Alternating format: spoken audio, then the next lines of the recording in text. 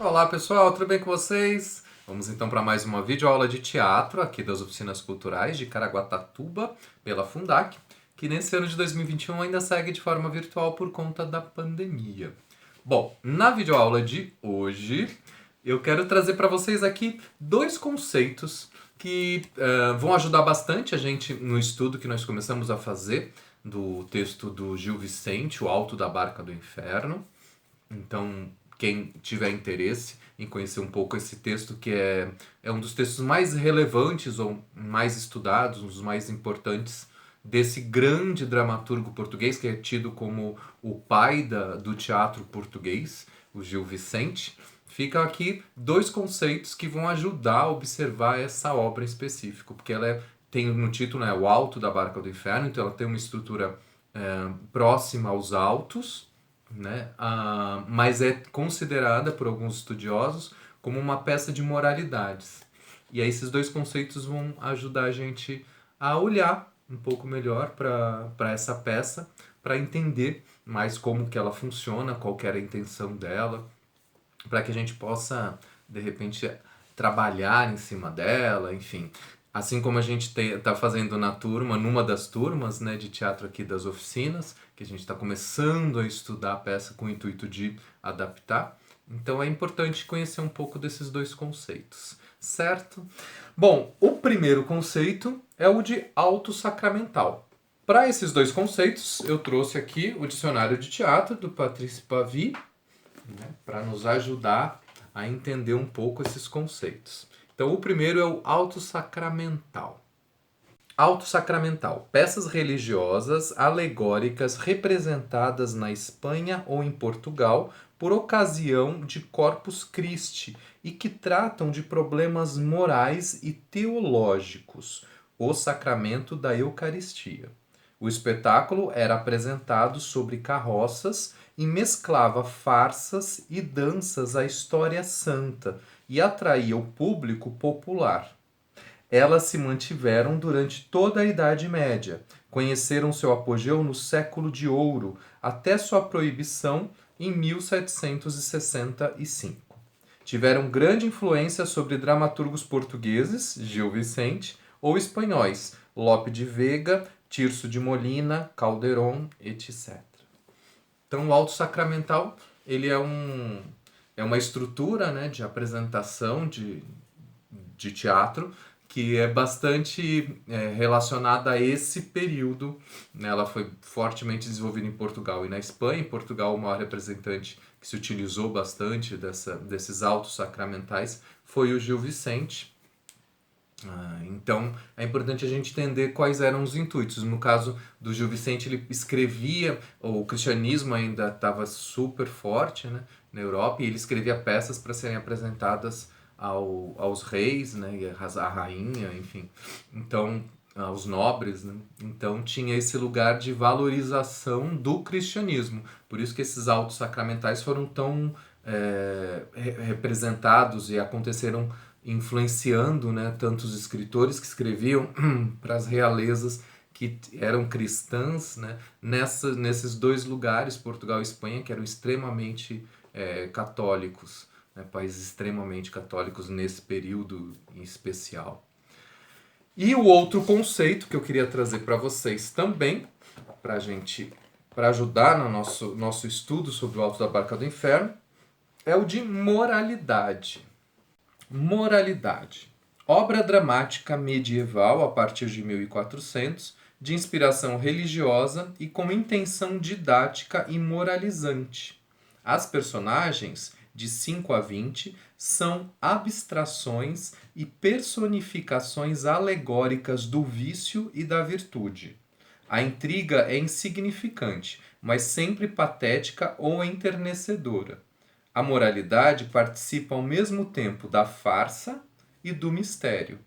A ação é uma alegoria que mostra a condição humana comparada a uma viagem, a um combate incessante entre o bem e o mal, donde o caráter pedagógico e edificante das peças. Os assuntos são bíblicos, o filho pródigo, ou contemporâneos, o Concílio da Basileia, 1432, Mister, Mercadoria e o Tempo que Corre, bem aconselhado, mal aconselhado, com elementos farsescos e bufões próximos da soti.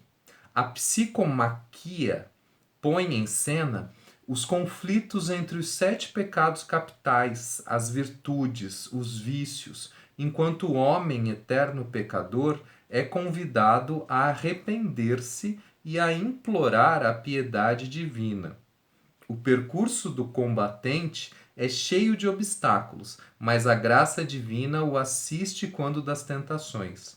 Já é uma forma teatral, visto que o texto, bastante literário e cujo autor é muitas vezes conhecido, é dividido em diálogos e desenha uma ação.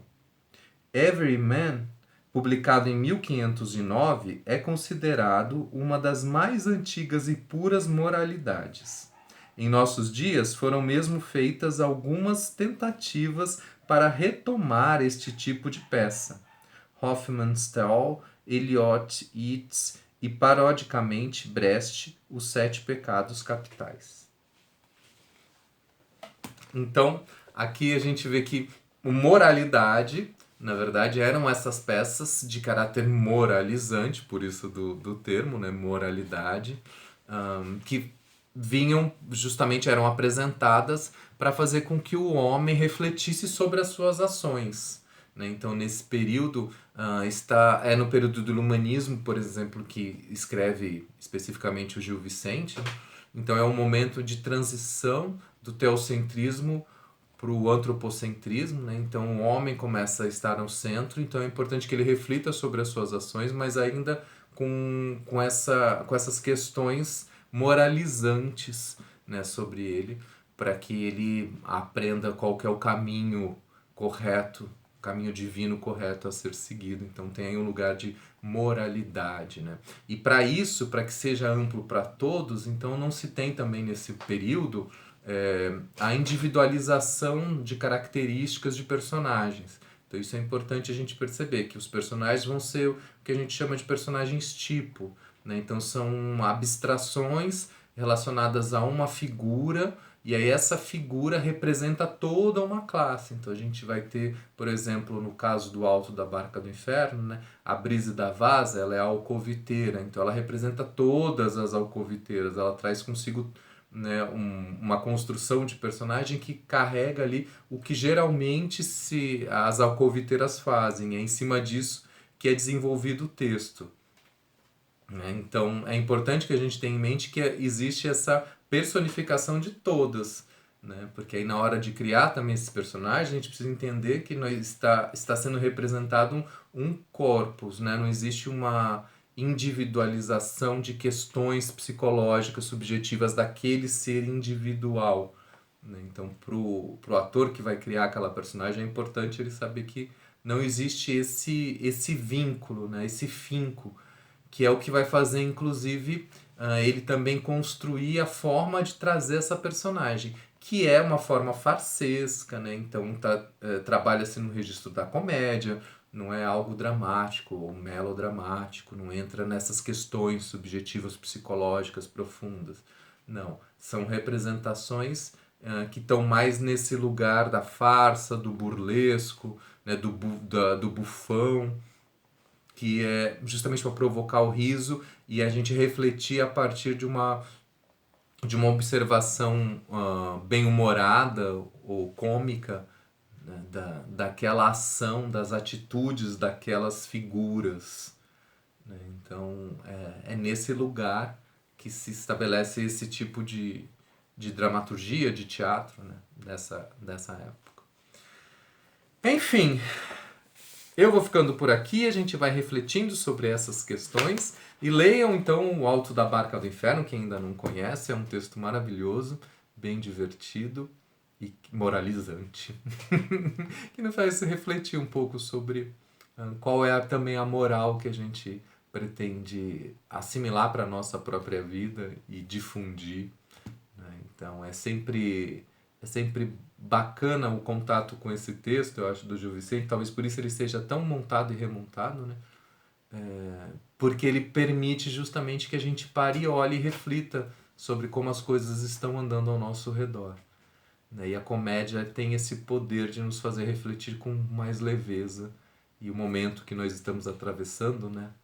Acho que isso também ajuda a gente a conseguir observar, refletir, nos entreter, nos divertirmos com essas reflexões. Eu vou ficando por aqui então, como eu disse, e a gente se vê na próxima videoaula. Até mais!